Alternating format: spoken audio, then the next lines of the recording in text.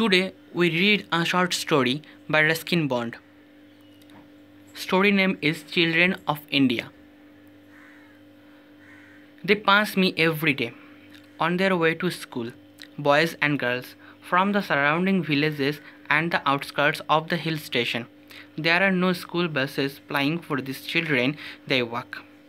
For many of them, it's a very long walk to school. Ranveer, who is 10, has to climb the mountain from his village, 4 miles distant, and 2000 feet below the town level. He comes in all weather, wearing the same pair of cheap shoes until they have almost fallen apart. Ranveer is a cheerful soul. He waves to me whenever he sees me at my window. Sometimes he brings me cucumbers from his father's field. I pay him for the cucumbers. He uses the money for books or for some things needed at home. Many of the children are like Ranveer, poor but slightly better off than what their parents were at the same age. They cannot attend the expensive residential and private schools but must go to the government-aided schools with only basic facilities. Not many of their parents manage to go to school. They spend their lives working in the fields or delivering milk in the hill station.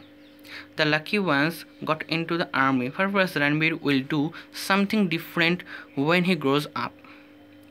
He has yet to see a train, but he sees planes flying over the mountains almost every day. How far can a plane go? He asks. All over the world, I tell him. Thousands of miles in a day, you can go almost anywhere. I will go round the world one day, he vows. I will buy a plane and go everywhere.